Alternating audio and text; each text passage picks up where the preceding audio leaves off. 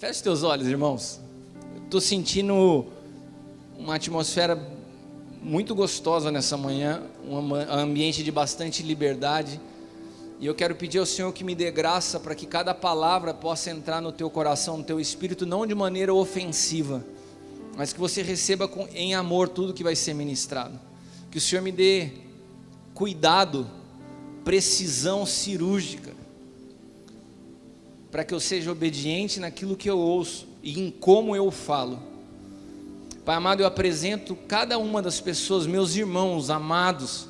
O Senhor sabe a alegria que eu tenho hoje de poder receber cada um deles aqui e servi-los, Pai, e servi-los com aquilo que o Senhor tem nos ensinado, para contribuir naquilo que o Senhor tem feito na tua igreja, Pai. Nos dá essa sabedoria, que o teu Espírito governe esse ambiente, levando cativo todo espírito ao teu senhorio, que não haja dispersão, que não haja interferência na comunicação, mas que haja clareza, em nome de Jesus, amém. Eu queria começar falando para vocês um pouco de uma palavra que eu ministrei com os ministros da casa. Nós temos hoje aproximadamente 100 ministros aqui na igreja local, e nós fizemos um encontro dos ministros, e Deus me deu uma palavra, e quando eu estava falando com eles, algumas frases daquele dia, o Senhor me falou: guarde isso para falar com os demais pastores do Aljava. E a primeira frase que eu ouvi do Senhor, no meio de um processo que eu tenho vivido há anos, e que todo final de ano, esse tipo de pensamento me vinha à cabeça, eu vou explicar o que é, mas uma vez que esse pensamento novamente voltou, eu ouvi uma frase do Senhor: eu posso mudar de planos, mas não mudo de propósito. E essa frase, então, da maneira que Deus sempre fala comigo, primeiro ele fala e depois ele me dá o fundamento. É completamente o oposto da maneira tradicional de um teólogo preparar a palavra, porque ele vai procurar o fundamento para buscar explicar algo com relação a Deus, e Deus me fala coisas que depois ele mesmo tem que explicar, porque eu não consigo explicar Deus. E o grande problema da teologia é que ela se sente capaz de explicar Deus. Eu não consigo, por isso eu preciso que ele se explique para mim, e é assim que eu me relaciono com ele. Então ele falou isso para mim: eu posso mudar de planos, mas não de propósito. Eu falei: Senhor, mas que fundamento o Senhor tem na Bíblia? O Senhor está fora da Bíblia, como que o Senhor pode mudar de planos? Ele falou assim: olha para Gênesis, qual era o plano inicial? Que Adão comesse da árvore da vida. A árvore da vida era um simbolismo de Cristo. O meu plano original era que Adão comesse de Cristo, e eu transferi para Adão o poder de transmitir imagem e semelhança, ou seja, à medida que ele gerasse filhos, ele transmitiria Cristo aos seus filhos, e toda a terra seria povoada pela natureza de Cristo, se Adão comesse da árvore da vida. Mas Adão escolheu o conhecimento, então eu tive que mudar os planos, mas eu não mudei o propósito. Eu continuo buscando que toda a terra seja cheia do conhecimento de Cristo, mas para isso ele veio como homem, ele morreu e julgou na cruz a natureza de Adão, para que uma nova natureza pudesse então se fazer presente sobre a face da terra, e que hoje nós pudéssemos transferir essa natureza como era naquele primeiro plano. Ele mudou o plano, mas não mudou o propósito. Isso é um fundamento que eu e você precisamos entender. Deus não tem problema em mudar de plano. Tem gente que fala assim: caramba, mas Deus me falou que seria assim, agora mudou tudo. Deus não tem problema de mudar o plano.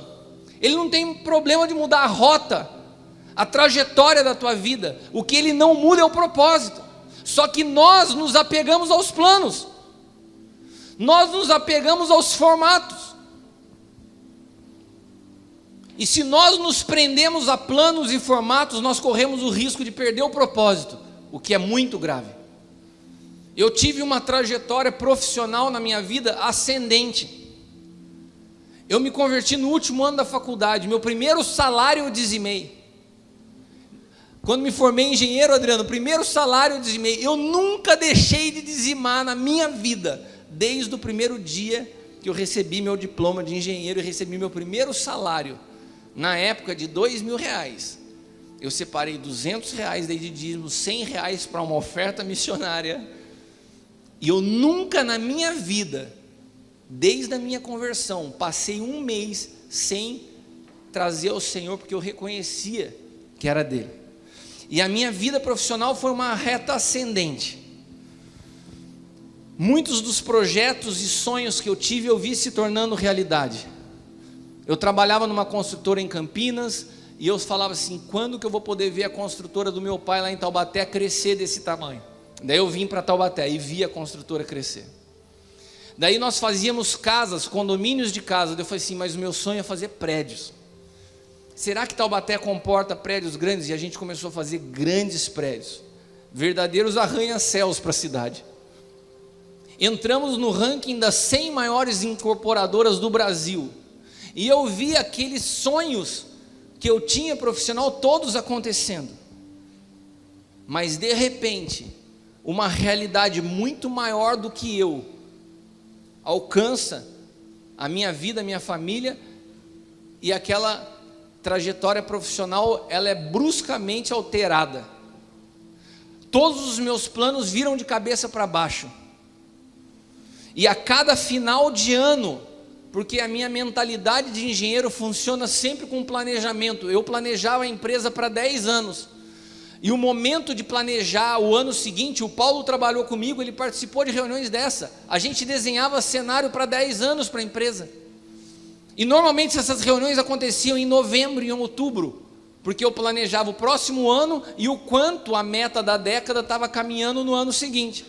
O que aconteceu quando isso começa a acontecer na minha vida? E as perdas vêm de um volume violento. Todo final de ano, que era o período que eu me programava para planejar e avaliava o que eu tinha crescido, o que nós tínhamos que crescer, quando eu chegava em outubro, novembro, chegava a época do Natal, eu olhava para a realidade da minha vida, não tinha um empreendimento, não tinha um centavo no bolso, eu não sabia nem como que eu conseguiria dar uma primícia, e eu comecei a me sentir um fracasso, porque a minha trajetória, os meus planos foram alterados completamente, e eu fiquei completamente perdido, por sentir que o meu plano tinha sido alterado, e eu fiquei chateado com Deus por ter alterado o meu plano, até que um dia o Senhor me falou assim, eu alterei o plano, mas não alterei o propósito. Para mim, você continua sendo um engenheiro necessário no processo de edificação, só que a sua visão sempre foi limitada.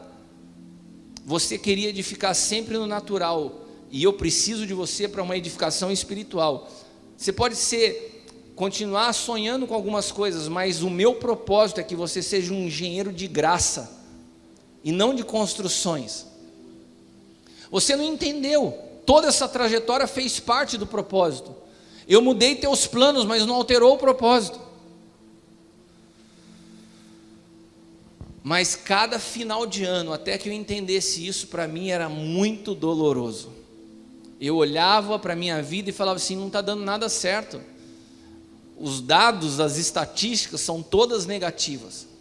É como você pode chegar no final do ano, olhar para a tua igreja e falar assim, nossa, esse ano foi terrível, muita gente que saiu, que foi embora, e você olha todos os aspectos naturais para criar uma avaliação natural, que te demonstra que os teus planos deram errado, e com isso você se apega a planos que deram errado e fica chateadinho, como eu fiquei.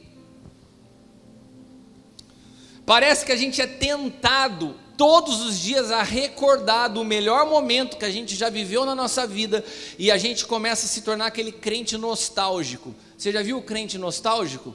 Ele fala assim, irmão, teve uma época na minha vida, você sabia que eu já preguei para tantas pessoas?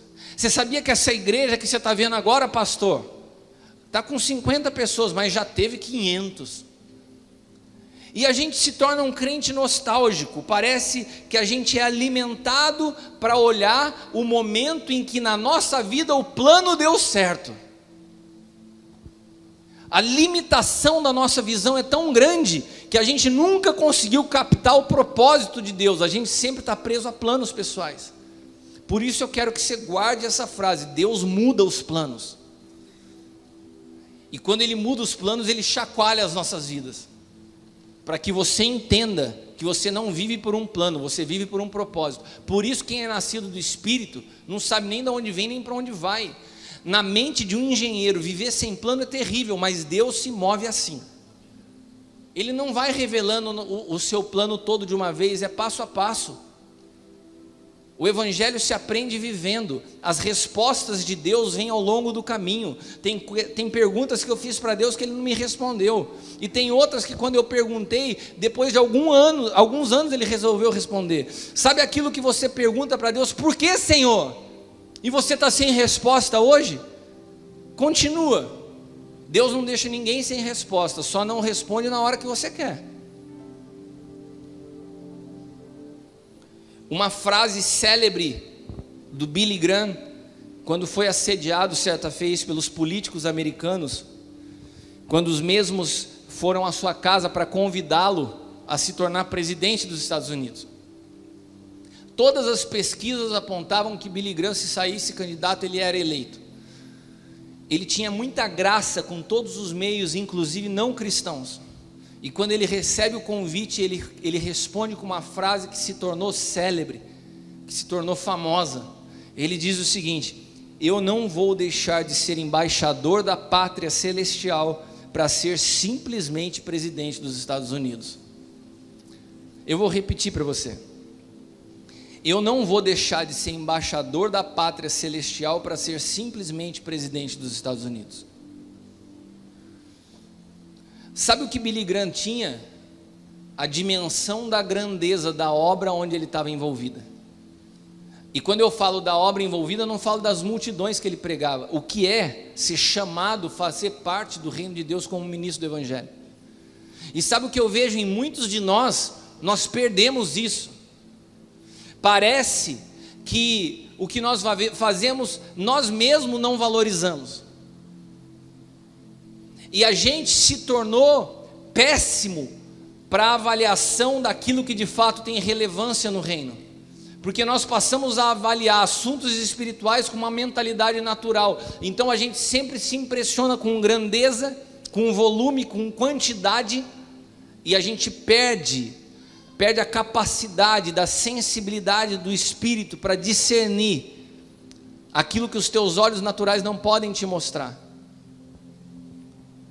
Todas as vezes que nós iniciamos um ministério, todas as vezes que um pastor começa a conduzir uma igreja local, sem que primeiramente tenha passado por um processo de transformação de natureza, ele vai correr o risco de se apegar a aspectos naturais e a planos pessoais. E quando esses planos se alteram, o pastor entra em frustração, entra em decepção. Porque 20 anos atrás, quando eu me converti, meus irmãos, não tinha celular, eu não via o que estava acontecendo na igreja do meu irmão através do Instagram.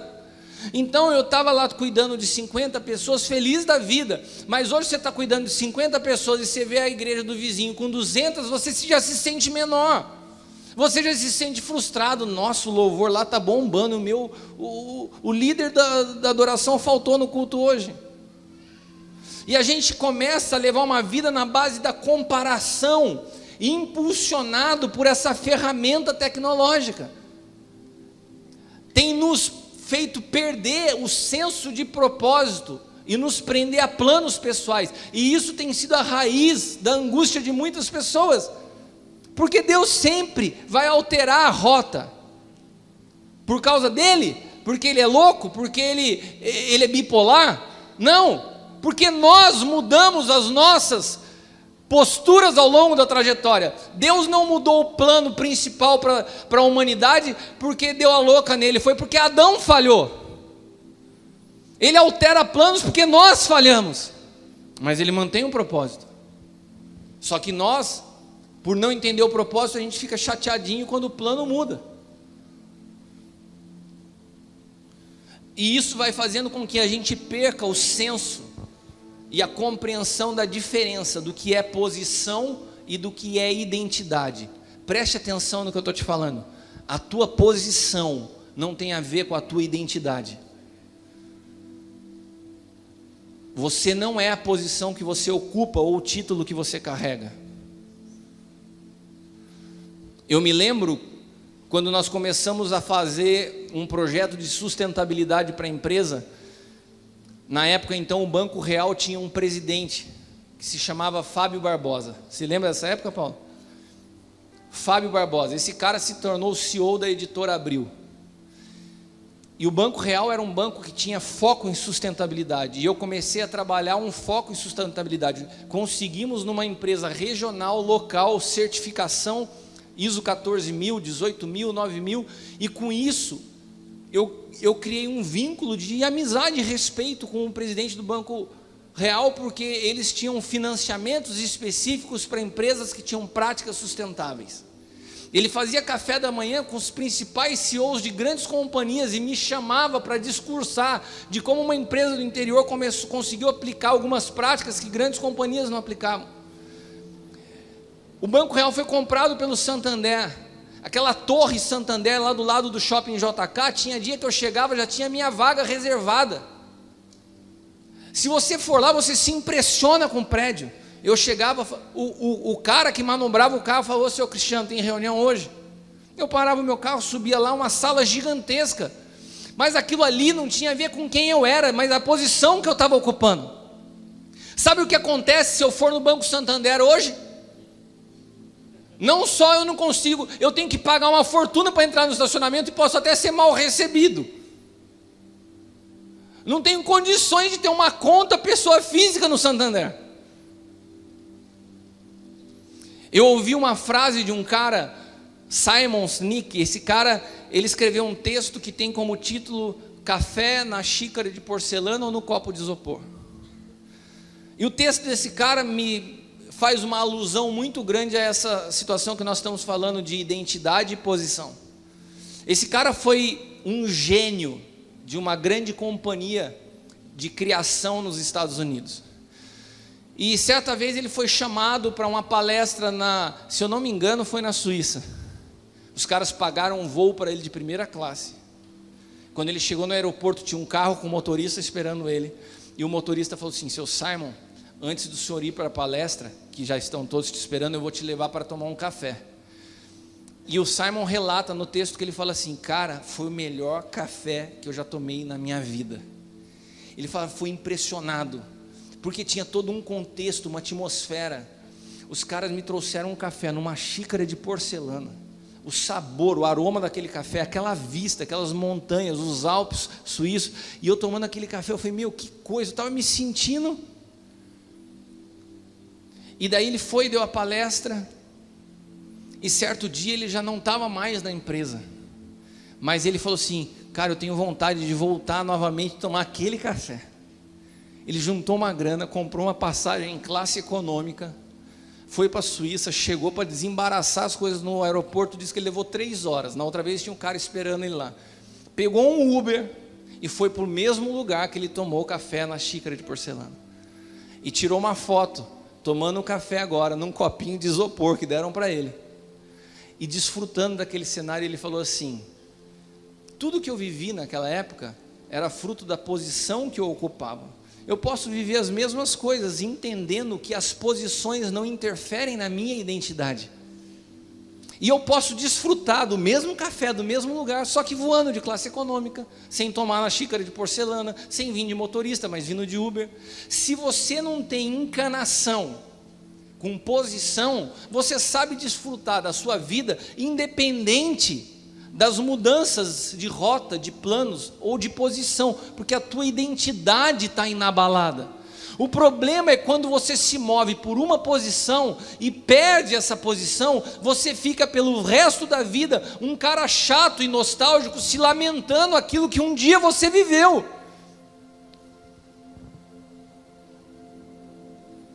A nossa força de avanço é proporcional à nossa capacidade de deixar coisas para trás. Você está entendendo o que eu estou falando? A nossa força para seguir avançando é proporcional à nossa capacidade de deixar coisas para trás. Tem coisas que você viveu, que eu vivi, que a gente não vai viver mais. Ponto final, vira a página. Eu não sei se eu vou voltar a construir grandes edifícios, isso não me importa. Já tive a oportunidade de viver, desfrutei disso. E se agora o edifício que eu estou edificando é espiritual, que eu desfrute disso, que eu possa ter alegria em estar aqui com vocês nessa manhã. Eu não quero me tornar um cara nostálgico. Agora, a força para avançar, a capacidade de deixar coisas para trás, está ligado a uma palavrinha que não pode acontecer no cristianismo sem essa palavra, que se chama renúncia. Não existe cristianismo sem renúncia. Não existe vida com Deus sem renúncia. E renúncia é a capacidade de compreender os interesses do Senhor e não os nossos. Agora, para entender os interesses do Senhor, a primeira coisa que a gente precisa é entender o que é interesse. A palavra interesse, ela deriva de duas outras palavras que significa entre esse. Interesse é o que existe entre esses. Qual que é o interesse nessa relação? O que existe entre nós dois nessa relação? Se o que existe entre nós dois não é Cristo, provavelmente a tua motivação é um benefício pessoal. E isso acontece no casamento, isso acontece em todas as áreas. Se o teu interesse é benefício pessoal, o outro é sempre um objeto na sua vida. Então, se o interesse com Deus é ser abençoado, o teu interesse é frágil, você não vive uma vida de renúncia. Porque o interesse seu e Deus, o que está entre você e Deus tem que ser Cristo, tem que ser a cruz, porque só a cruz é capaz de arrancar de nós os interesses pessoais. Só a cruz é capaz de me levar a me relacionar com a minha esposa, sem que eu olhe para ela, sempre buscando o que eu posso me beneficiar.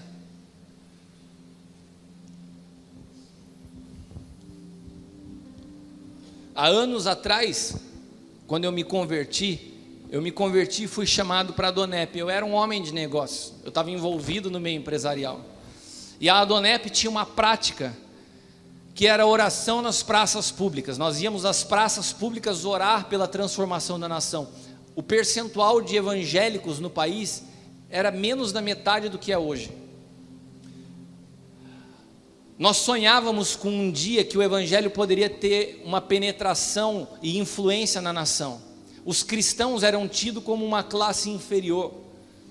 Você falava de pastor crente, você imaginava um cara numa barra forte indo para a igreja. Você sabe o que é barra forte? Você lembra, né, irmão? Estou perguntando para os mais jovens. Barra forte é aquela bicicleta que tem um quadro de ferro, que o cara levava a esposa sentada no quadro com um saião aqui, a Bíblia no braço, o freio aqui.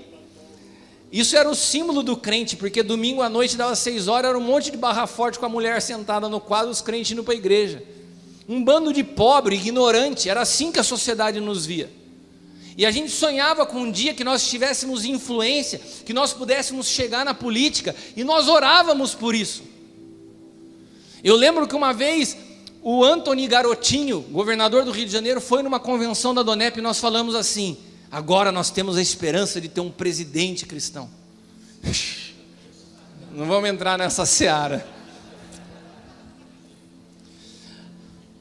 Mas irmãos, hoje o que nós estamos vivendo, se a gente não tomar cuidado, a gente se empolga com a grandeza, mas a influência mudou. Era para que nós pudéssemos influenciar a política.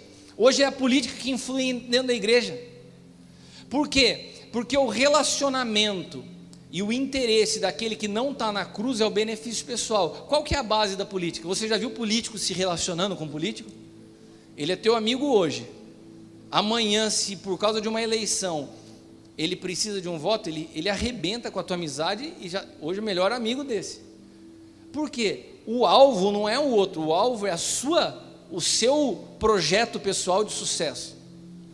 Os políticos se movem assim, é um meio complexo, difícil de se manter íntegro, porque os objetivos são sempre o benefício pessoal. E daí a igreja que queria tocar a política, ela é tocada pela política. E daí você vê pastores se movendo com o espírito político. O cara conecta no outro só por causa de um benefício pessoal. O interesse não é mais Cristo. O que está entre a relação não é Cristo. Como eu posso me promover nessa relação? O que eu posso extrair dessa relação? Tem pessoas que você mesmo, dentro de você, percebem que não tem nada a aportar na sua vida, mas ela tem um certo número de seguidores que uma fotinho cairia bem. Então a gente deixa de entender o propósito para se movimentar com esse espírito que penetrou a igreja. E perdemos completamente a capacidade de discernimento. Veja no que aconteceu o Descende esses dias. Meu irmão, 3 estádios lotados. Você sabe o que é isso? Para quem 25 anos orava numa praça com meia dúzia de gato pingado e era tido como louco, quando eu olho 3 estádios lotados, eu falo, não é possível que Deus não esteja movendo essa nação. Uma geração de jovens, um bando de gente bonita, inteligente, universitários, lotando 3 estádios. E daí você vê pastores indo para a rede social e falando assim, avivamento não se cobra, avivamento não tem área VIP. Sabe o que é isso? É a dor de cotovelo de não ter sido convidado para pregar lá. Eu não fui convidado para pregar lá, nem conheço pessoalmente o Theo Hayashi, não tive a oportunidade de ir no estádio, mas eu vibrava por dentro pelo que estava acontecendo, porque a igreja é um corpo que se movimenta, cada um numa medida de graça, cada um com a sua identidade, que não tem a ver com a posição que ocupa, mas com a sua identidade em Cristo. Sabe o que eu via quando eu olhava aqueles estádios cheios? Meu irmão, esse Theo Hayashi vai nos dar trabalho, porque a gente vai precisar de muitas mesas para discipular essa multidão de gente que está chegando para o Evangelho. Nós vamos precisar de muita, porque são trabalhos que são conjuntos. Essa galera que está se convertendo, que está sendo avivada, vai chegar um momento que o amadurecimento vai chegando, que as conferências não são suficientes, elas vão querer sentar na mesa para aprender. E Deus está nos preparando para isso, cada um na sua medida, cada um dentro do corpo na sua função. Agora, quando nós nos movemos por posição e não por identidade, sabe o que acontece? Você vê aquele movimento e fala assim, cara, meu ministério é um fracasso. Aquele jovem com tantos anos, olha quanta gente, cara, aquilo lá é para ele, não é para você. Daí você acha que para ser relevante você tem que reunir um monte de gente, você tem que ter um monte de seguidores, uma falta total de identidade, de um pai dando destino, de falar, cara, o teu chamado é outro. Sabe, eu vejo, por exemplo, aqui dentro da casa, o Du, que participa aqui na parte de administração, o Du está lá atrás, esposo da pastora Zelinda. Pensa num cara que já conhecia Cristo sem ele conhecer, ele não sabia que ele já conhecia Cristo. Como assim, apóstolo? Ele já tinha o caráter de Cristo sem ter conhecido a Cristo, mas já era cristão. Um cara apaixonante, um amor de pessoa. O Du é um pastor aqui na casa. Você nunca viu o Du pregando. Sabe por quê? Porque a medida dele é outra. Porque o que ele contribui na edificação do corpo está muito mais ligado aos bastidores do que aqui à frente. Se você for ver o ministério que o Mevan alcançou hoje, que é o Luiz Hermínio, provavelmente muitos de vocês não conheçam quem é o Lapa. O Lapa é um cara que simplesmente toda a gestão, toda a organização, toda a administração do ministério é feita por ele, que não aparece. É o Luiz que vai em todas as igrejas, é o Luiz que todo mundo se apaixona, que beija, que abraça, mas tem uma estrutura de pessoas que têm ministérios fortíssimos e que não ficam com crise de ciúme, porque entendem a sua medida dentro do corpo. Agora, a falta de compreensão de medida nos faz buscar posição. A posição passa, mas é a identidade que te faz desfrutar de todos os momentos, de todas as estações, independente da posição que se ocupa.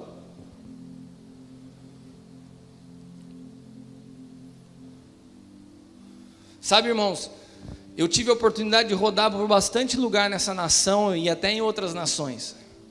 Eu já vi de tudo que você imagina na igreja. Eu vi o terror da religião oprimindo pessoas. Eu vi as más intenções de alguns líderes que movimentam-se por benefício pessoal. Eu vi o domínio do dinheiro governando as relações. Eu vi a corrupção do evangelho e muitas outras coisas bem tristes. Mas eu não gosto de falar disso, sabe por quê? Porque o que me dá alegria é saber que eu vivo num ambiente de pureza e de verdade. Eu sei o que a gente vive. Eu sei a quem eu me submeto. Eu sei as motivações do apóstolo L. Eu sei o que é conviver com um homem que abre mão de tudo de si pela implantação de uma visão. Eu sei o que é fazer uma reunião num final de ano para ouvir todas as palavras proféticas, para buscar um discernimento para onde nós vamos no próximo ano. Não tem decisão pessoal no negócio. Nós estamos ouvindo o Senhor. E isso muitas vezes não tem a ver com visibilidade. A maior transformação da história da humanidade passou desapercebido pelos grandes reis. Só 3 magos que por revelação conseguiram ver que um menino nascia e um filho havia sido dado.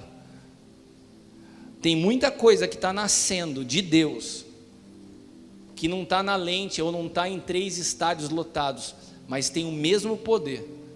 Mas nós, às vezes, nos perdemos. João capítulo 1,16 diz assim: todos nós recebemos da sua plenitude graça sobre graça. Sabe o que é graça sobre graça? Cada um de nós portamos uma medida de graça, e o nosso nível de amadurecimento é proporcional à capacidade que nós temos de reconhecer a graça que o outro carrega.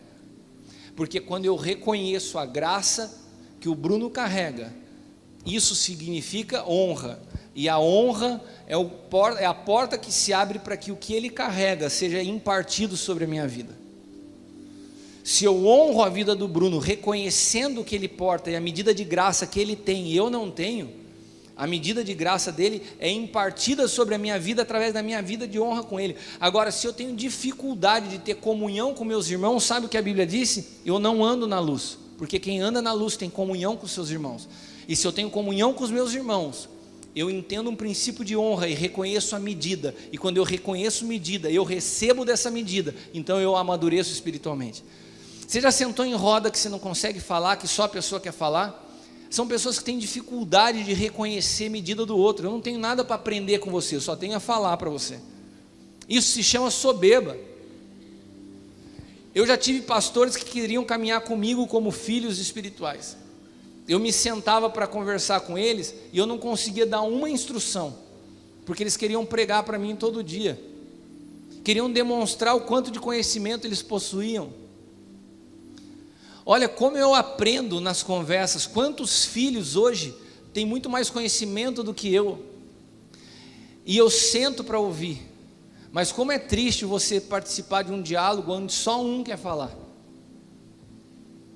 A sensação que dá é que a pessoa já te olha com um ar de superioridade, e isso é sinal de infantilidade, de imaturidade, porque o maduro é aquele que é capaz de reconhecer a medida de graça na vida de cada um.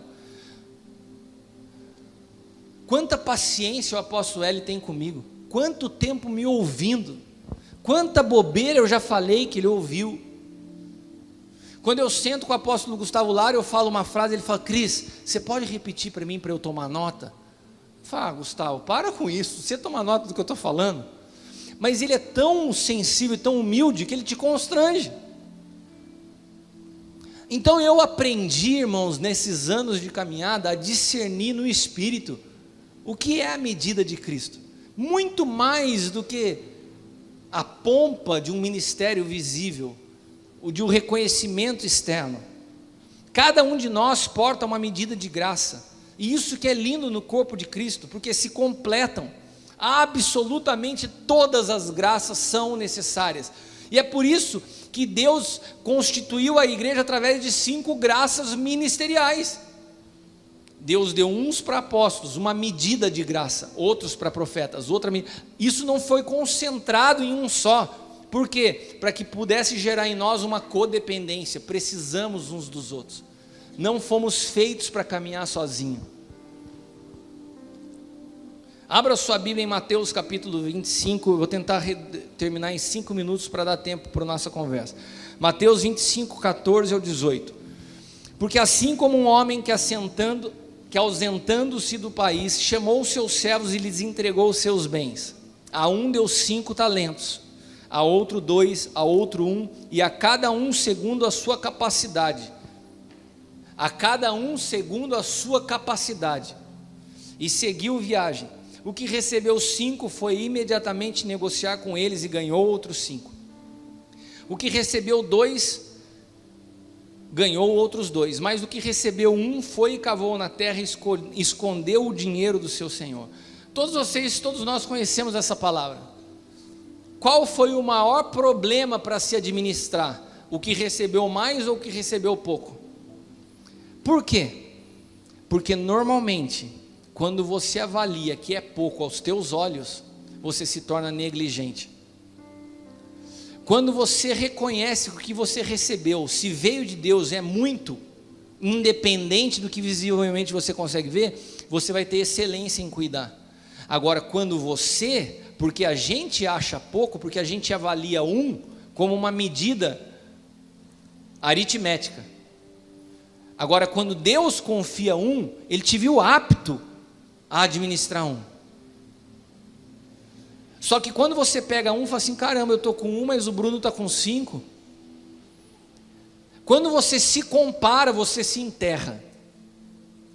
Agora, quando você pega 2, fala assim, uau, Deus me confiou 2, deixa eu trabalhar bem com esses 2. E você entende, o que nós estamos falando? De entender a sua medida. Quando você entende que 2 são 2, você multiplica aquilo que te foi confiado. Isso é um problema de soberba, porque a gente não entende as medidas de Deus, e pela medida de homens, a gente sempre acha que relevância é ter bastante seguidores, é ter bastante pessoas. Cara, Jesus não precisou de muitos seguidores para se autoafirmar. Ele olhava as multidões, mas a atenção dele estava na verdade com 3: Pedro, Tiago e João.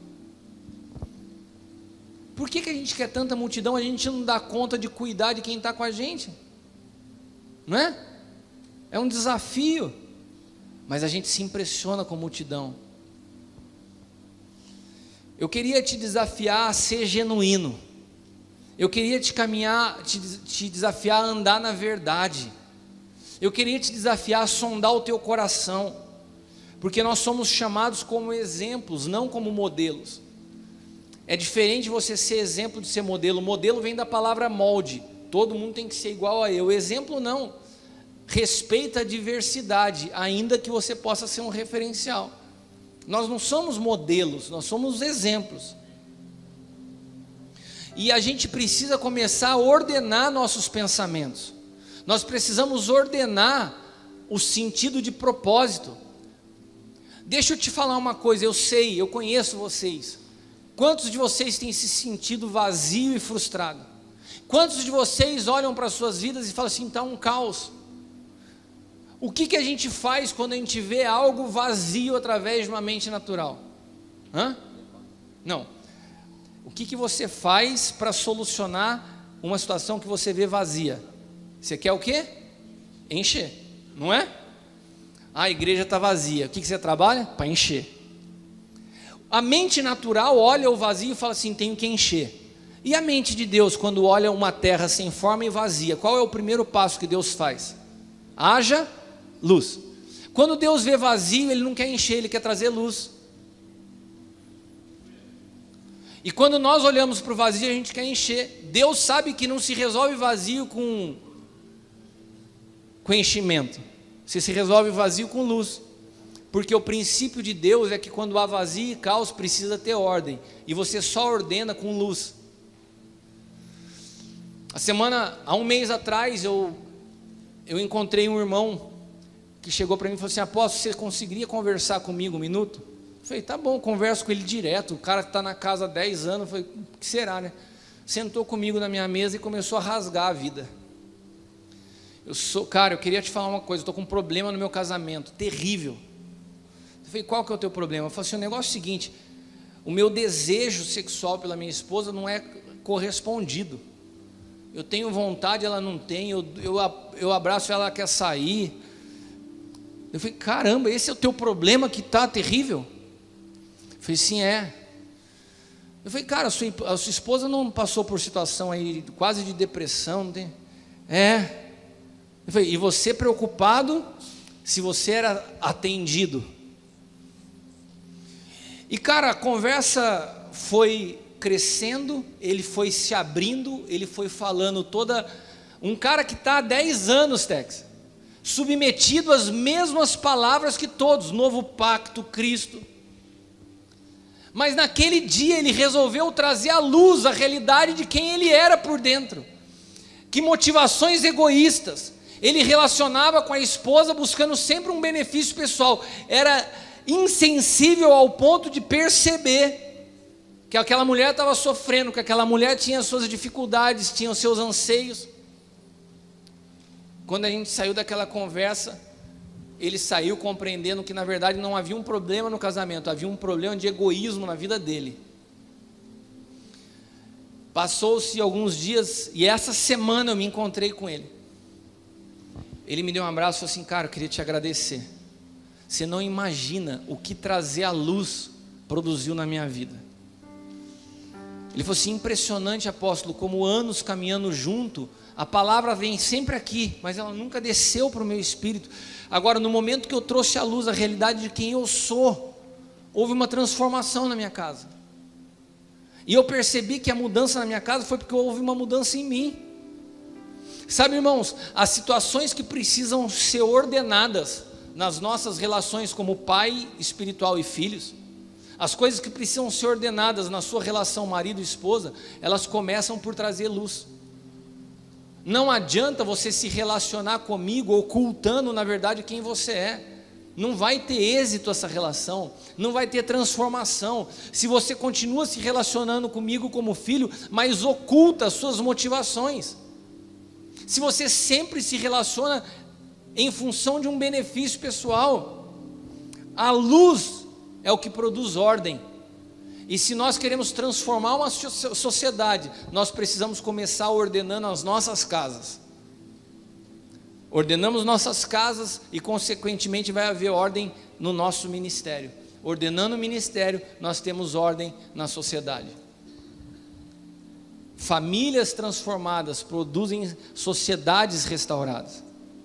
João 3,20 diz assim, todo aquele que faz o mal odeia a luz e não vem para a luz, para que as suas obras não sejam reprovadas.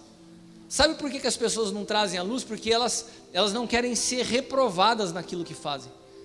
É conveniente manter escondido essa duplicidade de caráter, uma belezinha na igreja, dá paz do Senhor, canta aleluia, glória, ora até em línguas, mas por dentro tem um interior que a Bíblia nos diz que são reprováveis. Irmãos, a palavra que o Senhor tem me dado para esse ano é uma palavra de uma transformação de pensamento. Romanos capítulo 12, transformai-vos pela renovação do teu entendimento. Nós precisamos iniciar a transformação pela mudança do nosso pensamento. O que eu quero, o que eu tenho buscado, o que o Senhor tem falado para mim, é que nós precisamos voltar a ter alegria no ministério. Muitos pastores cansados, carregando como que um fardo nas suas costas. Não é possível ser pastor e ser feliz. É possível cuidar de gente sem ser intoxicado pelo negativismo e pela maldade das pessoas. Hoje as pessoas vão para a internet, elas não estão bem resolvidas consigo mesmas e elas escolhem alguém para xingar, você já viu? E é um ódio sendo exalado. Hoje eu resolvi brigar com alguém, daí vai lá e bate em alguém. E isso está vindo para dentro da igreja. O cara fala assim, está dando tudo errado na minha vida, a culpa é do pastor. Daí o cara vai e te descarrega um caminhão, a culpa é tua. Se você não souber olhar e falar, para aí, está tudo beleza, vida que segue, deixa esse caminhão de entulho para cá. Se a gente não souber separar as coisas, nós vamos absorvendo esse entulho e começamos a carregar o ministério como se o ministério fosse um peso. Não é. O que nós vivemos aqui é uma bênção. Você tem um ambiente puro, pode não ser um ambiente de glamour, Pode ser um ambiente que não esteja com visibilidade. Pode ser que se você postar uma foto hoje, estive no Aljava, ninguém vai falar para você, nossa, você esteve naquele lugar. Ninguém nem sabe o que é isso. Mas por dentro você sabe que você está sendo transformado. Você precisa entender o que você quer. Você precisa entender o que você quer. Porque se você continua fazendo todos os esforços para estar na conferência que está bombando e não produz nada na tua vida, e muitas vezes não se dedica a estar nos ambientes que te transformam, que tem pureza e verdade, você vai continuar nesse ciclo vicioso. E eu quero te dar alguns conselhos para que a gente possa caminhar num ano de alegria ministerial. Preste atenção. Seja intencional com quem edifique a sua vida. Quem edifica a sua vida? Quem edifica a sua vida? Então seja intencional com essas pessoas. Não são amizades por conveniência. Invista em quem edifica a sua vida. Semeie. Aprenda a semear. Tenha um coração generoso. Semeie palavras. Como que eu semeio palavras? Cara, eu te amo. Você está aqui, é importante para mim hoje. Semeia oração. Estou orando, estou intercedendo pela tua vida. Semeia seu tempo. Semeia atenção. Semeia finanças também, porque você tem que materializar a honra. Mas não permita que os dias passem sem que você fale para quem te inspira, obrigado. Não permita. Esses dias o pai do Fernandão faleceu. A Leila falou assim, você falou com o Fernandão? Eu falei, amor, estou em paz. Porque o que o Fernandão tinha que fazer para o pai dele, ele fez em vida. Pensa num cara que honrou o pai. O pai dele doente, trouxe para casa, mudava a casa, arrumava, tudo pensando no pai. O apóstolo Hélio já enterrou o pai, a mãe, a irmã. Você vê ele sair do enterro tranquilo. Não tem fatura em aberto. Sabe por quê? Porque quem te trouxe inspiração foi honrado em vida. Não perca tempo com quem te faz perder tempo. Seja intencional com quem edifica a sua vida. Outra coisa, não ouça Jezabel. Escreve isso, prega na porta do seu quarto, no banheiro, na cozinha, na frente da geladeira. Não ouça Jezabel. Jezabel é mais do que uma voz de manipulação. Jezabel é uma voz de intimidação. É aquela voz que vem para te colocar medo. É aquela voz que vem que fala assim, você não vai conseguir, eu vou te matar. Ouça o que aconteceu em 1 Reis 19:2. Jezabel mandou um mensageiro a Elias para lhe dizer, assim me façam os deuses e outro tanto, se de certo amanhã a estas horas não puser a tua vida como a de um deles. O que ela estava falando? Que ela ia matar. Não foi? Ela mandou um matador, um assassino? Não, ela mandou um mensageiro. Porque ela fala que vai matar, mas ela manda mensageiro. Jezabel é a voz. São mensageiros que vêm para a nossa vida só para roubar a paz, só para nos intimidar. Se o diabo tivesse poder de tirar a vida, ele não mandava um mensageiro, ele mandava um assassino. Ele não pode nos tocar, então ele manda um mensageiro para te intimidar. Não ouça Jezabel. Eu estou te dando dicas para que a gente possa ter um ano de ministério feliz. Não se compare com ninguém, seja na sua pessoa física ou na sua pessoa jurídica, seja na sua privada ou na sua vida ministerial. Não se compare, você é único.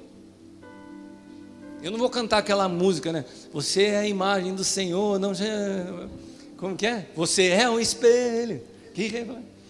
Não se compare, você é único, seu perfil é único, a sua medida de graça é única. E por último, perdoe, libere as pessoas da sua vida. Me perdoe se eu não consigo atender as tuas expectativas, porque paternidade não está fundamentada nas expectativas que você tem a meu respeito. Eu nunca vou conseguir atendê-las. Então eu já te peço perdão. A relação de paternidade se inicia de forma saudável quando você entende que você não vai ser suprido em mim, você vai ser suprido em Cristo. E o meu único objetivo é te levar a Ele, não a mim. Se você coloca a sua expectativa em mim, eu vou te frustrar, eu já te aviso. Eu tenho minhas falhas, eu tenho minhas limitações, apesar de ter um coração puro e genuíno. Tudo que eu faço com pureza de intenção, mas eu não vou conseguir te atender. as tuas expectativas são mais altas do que eu possa conseguir alcançar. Mas se a gente tiver esse entendimento que a paternidade é mais do que atendimento de expectativas, mas é uma posição no espírito, só o fato da gente estar aliançado já vai trazer para você segurança, proteção, destino. Amém? Bom, consegui num tempo razoável, a gente tem até meio-dia para a gente poder estar agora conversando sobre essa ministração. Eu queria já de início, já para iniciar, saber se alguém tem algo a colocar, acrescentar, a somar o que foi falado, ou tem alguma dúvida. Levante sua mão se você quiser já iniciar, a gente já leva o microfone até você. Sem briga, sem tumulto, um de cada vez, é sempre assim. Até que o Cris pede para falar e daí todo mundo começa. É o Cris não, na verdade é o santo, né, Cris?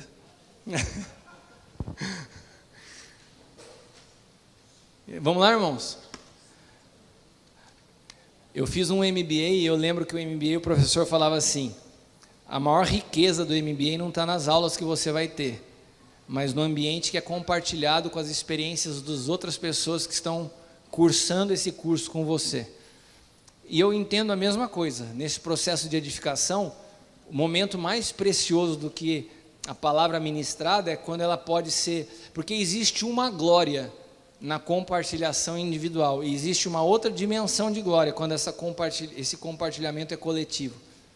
Então, não se iniba, qualquer coisa que você tenha a dizer é importante e relevante nessa manhã, mas eu gostaria que você tomasse a iniciativa. Quem está acanhado aí, se puder, levante a sua mão, se quiser, em qualquer um dos pontos tocados. Por favor, só não vai falar sobre cura e milagre, não foi o assunto da manhã. Dentro de tudo que a gente abordou, e você quiser, não, eu tenho um testemunho para contar, apóstolo, minha mãe estava doente, não, disso, eu vou até te ouvir, mas não vai agregar a conversa da manhã.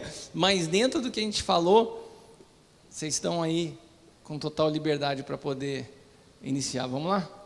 Se vocês não levantarem a mão, eu vou começar a chamar espontaneamente aqui alguns.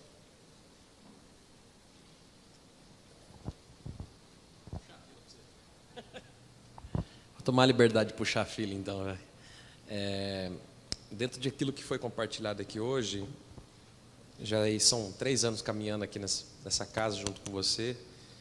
Muita coisa foi desconstruída e construída, e muito com relação a esse ambiente de imagem que é construído, de posição que é construído. E recentemente, uma das coisas que Deus tem gerado muito no meu espírito é exatamente debaixo de uma palavra profética que veio da sua vida no ano passado sobre a nossa casa, uma palavra de governo daquilo que Deus estava estabelecendo sobre nós.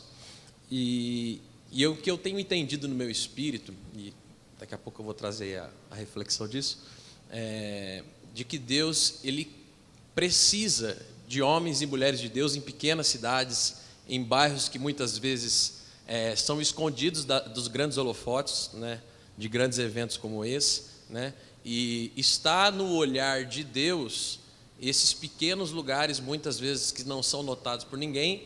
Inevitavelmente o público vai ser pertinente àquele ambiente que você tem ministrado e tudo mais. Como você conseguir gerar isso no espírito de uma pessoa que ainda é escrava desse sistema, entendeu? Eu digo isso porque, assim, eu acredito muito na paternidade, foi o que eu vivi, mas eu acredito que muitas vezes acaba sendo a dúvida de muitas pessoas que se prendem ainda a esse sistema de status, de posicionamento, né? Bom, você começou a compartilhar falando da tua vida, que você está há 3 anos, que você veio de um jeito e foi desconstruído. O que aconteceu para que isso fosse desconstruído na tua vida? Eu entendo, né, que a base de tudo é que a gente que começa a achar que está entendendo alguma coisa tenha paciência, né? Em nossas conversas, quantas vezes eu tive que ter paciência por te falar coisas que você não entendia? Então a gente precisa ter paciência, longanimidade, entender que o corpo é heterogêneo. Eu falava na reunião de ministério com os ministros da casa, Às vezes tem gente aqui, nós somos em 100 ministros, que se intimida de pregar e fala assim, putz, eu não vou conseguir pregar como o profeta Paulo Ricardo, e às vezes eu não tenho entendimento do novo pacto como cristiano. Eu falei, meu irmão, nós precisamos da sua medida, porque a sua medida vai conseguir alcançar alguém que está chegando na igreja com um nível de entendimento que às vezes a minha palavra pode até matar alguém, mas a sua medida é suficiente. Então o corpo não é um monte de gente tentando ser igual ao Pai, mas é o Pai dando destino e afirmando a identidade de cada um que é diferente. Então para isso a gente tem que ter paciência até para que a gente mesmo, às vezes como pais, possamos identificar de fato qual é a medida de cada filho. Nós temos que ter paciência com a gente e com as pessoas, e entender que isso é no livro da Engenharia da Graça eu falo bastante sobre isso, que a obra é de Deus, Ele é o arquiteto e o edificador, é Ele que faz. Então qual que é o nosso papel? É produzir um ambiente puro, saudável, para que essa edificação aconteça, né? Sem dúvida o que você falou é correto. Caminhar a vida, a relação de paternidade, ela produz muito alinhamento. Caminhar solto é bastante nocivo. Alguém mais? Podemos encerrar então? Vocês estão tímidos, é o primeiro do ano, vai pegar no tranco ainda? Vamos lá, Henrique. Cadê o Neto? Ô Neto, você não me ajuda aqui com o microfone? Daí facilita a minha vida. É ali. Bom dia, moça. Nunca falei, eu já vou falar, né? Eu, há 3 anos e meio atrás, nós chegamos aqui, né? Começamos a caminhar juntamente com o Kiko. E nós chegamos aqui num momento muito difícil de nossa vida. Eu fazia muito tempo que eu estava pastoreando dentro de um sistema religioso e político, né? Como eu costumo dizer hoje. E um dia eu entrei em conflito, entrei em choque comigo mesmo. Eu falei assim, meu Deus, o que será que está errado? Está tudo errado, as pessoas estão erradas. Aí Deus falou para mim assim, não, o errado está você. E aquilo entrou um choque dentro de mim. E a primeira aljava que eu vim, né, o Cris me trouxe aqui, conversei com ele antes. E o primeiro aljava que eu vim, quando eu cheguei aqui, a primeira pregação, a primeira palestra que o Kiko deu, falou assim, cara, se você veio aqui na sua posição, se você veio aqui achando que você sabe alguma coisa, está tudo errado. Eu falei assim, nossa Deus, apanhar 2 vezes é doído, mas tudo bem. E ali Deus começou um projeto de desconstrução na minha vida. E eu comecei a entender, porque eu estava inserido, né, dentro daquilo que foi falado hoje, numa posição. Eu tinha uma posição debaixo de uma estrutura, assim dizendo, tinha todas as regalias, e eu comecei a entender que eu estava trabalhando pela posição que eu ocupava, não pelo propósito daquilo que Deus queria através da minha vida, construir na vida das pessoas. E isso foi um tempo muito dolorido de desconstrução, quando eu comecei a entender realmente aquilo que Deus queria. E quando eu comecei a se mover pelo propósito, não pela posição, né, aí eu pensei que as coisas de uma forma ou de outra ia melhorar, né? Não que não melhorasse, mas aí onde houve um confronto maior dentro de mim, porque eu comecei a ensinar o povo ao qual eu dirigia que estava tudo errado aquilo que eu estava ensinando a eles. Aí eu entrei num choque. E as pessoas começaram de uma forma ou de outra a abandonar-me, entre aspas. Às vezes eu chegava, eu conversava com o Kiko falava assim, não, deixa, Deus está trabalhando. Se você está entrando no propósito, Deus está trabalhando. E ali, né, dentro desse propósito, né, de 3 anos e meio, construindo, né, e quebrando e trabalhando na vida das pessoas, as pessoas assim dizendo que eu tinha problemas com ela na igreja, assim, de entendimento de algumas coisas diante de Deus, elas passaram a ser cuidadas, elas passaram a entender realmente o que era servir a Deus, e elas pararam de uma forma ou de outra me dar trabalho, entre aspas, né? Não que vocês me entendem o que eu quero dizer. E aqueles que eu achava que talvez eram aqueles que não me davam trabalho, que começaram realmente a dar trabalho, porque não entendiam aquilo que Deus queria construir dentro da igreja, debaixo de um propósito daquilo que o Senhor desejava para a igreja. E isto veio, né, com o tempo, veio arrastando até que um momento, né, na nossa vida, até o dia que eu conversei com o Kiko falou assim, cara, você tem duas opções. Ou você sai da posição que você está, você lembra disso aí? Se cuida, ou você se trata e faz a igreja entender o que é verdadeiramente servir o Senhor. E eu peguei a isso e comecei a construir isso.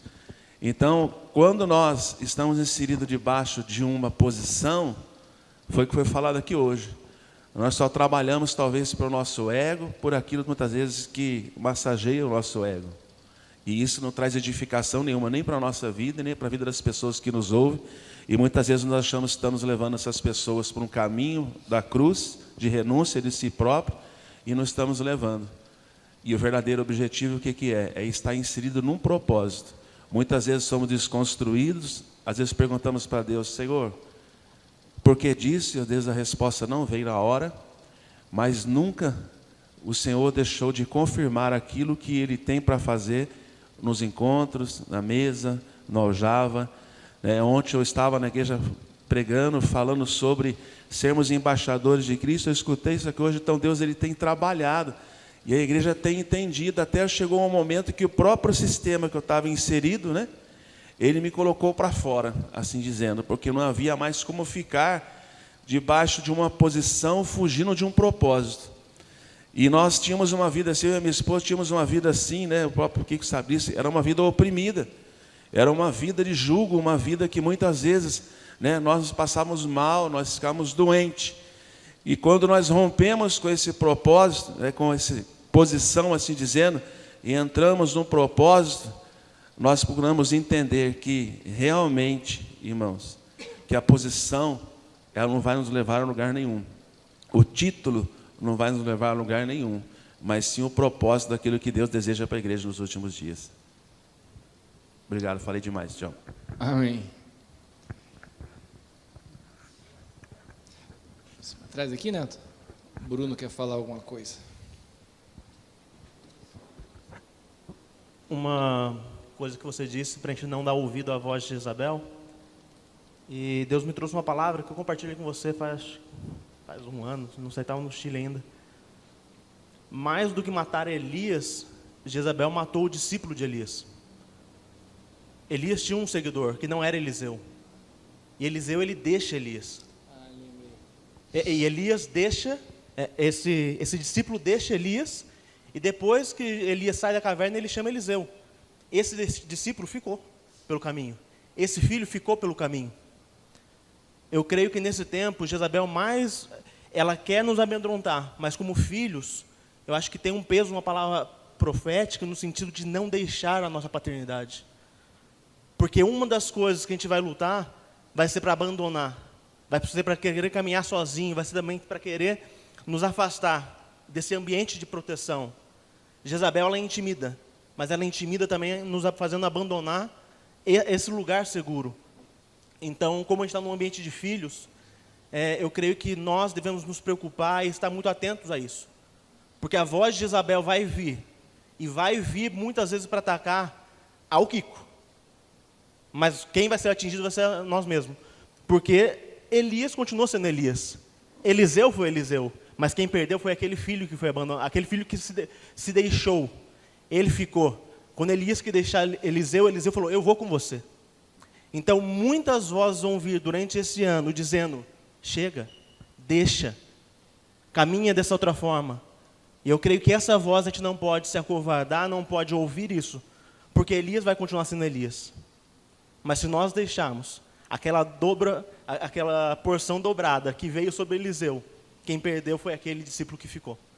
Então é para estar muito atento a essa voz de Jezabel como filhos. Então foi isso que Deus me trouxe. Eu me lembro quando você compartilhou disso comigo, eu me lembro que eu cheguei a falar com o Luiz sobre isso. E o Luiz Hermínio, não sei se você sabe, mas ele começou a pregar uma mensagem sobre isso, fruto dessa conversa que você teve comigo, que eu falei para ele, que a voz de Jezabel é uma voz de separação de pais e filhos. Quando o profeta Malaquias fala que viria um tempo, ele fala do quê? Do profeta Elias, que restauraria o coração dos pais aos filhos. O que Jezabel destruiu, Malaquias profetiza que seria restaurado. Então a voz de Jezabel, de fato, é uma voz que também produz essa separação de pais e filhos, né? Porque quando ela separa o pai do filho, ela torna o filho vulnerável, né? É exatamente o que você falou. E nós vivemos hoje dias, porque quando Malaquias profetiza de um período na história da restauração, que viria Elias para restaurar, Elias simboliza a restauração do ministério profético. Eu não sei se vocês sabem, mas a igreja ficou com um vácuo, com um vazio do ministério apostólico e profético por séculos. A restauração do ministério apostólico e profético na igreja começou a acontecer cerca de 40 anos atrás, que começa-se outra vez a trazer para a igreja o ministério apostólico e profético. Ou seja, nós somos a geração onde o ministério profético volta a fazer parte da igreja.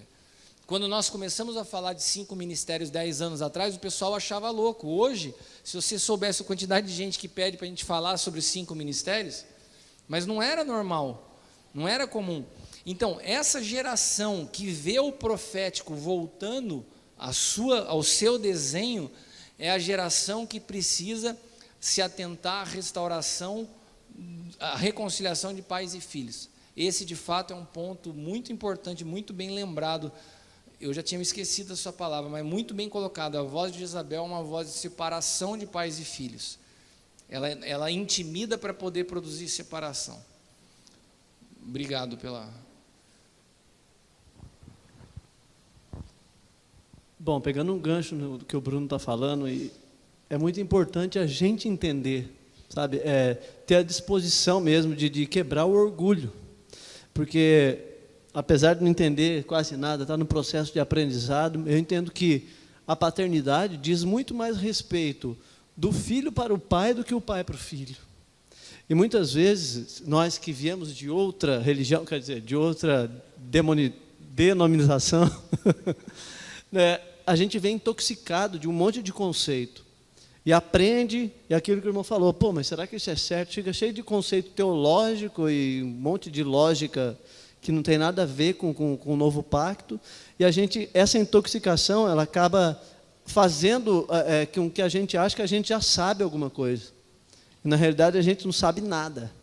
Eu posso dizer que o Kiko sabe muito bem da minha vida aí. Eu tive um tempo aqui, depois fui para Portugal, sem paternidade, só quebrei a cara. Foi bênção, foi, o nome do Senhor foi glorificado, foi, mas eu poderia ter evitado muitas coisas se estivesse debaixo de uma paternidade. Então, trata-se sim, e nós estamos aqui aprendendo, da gente ter a disposição, de fato, de se rasgar, de se abrir, trazer a luz, para que a gente possa realmente crescer e não se auto-enganar.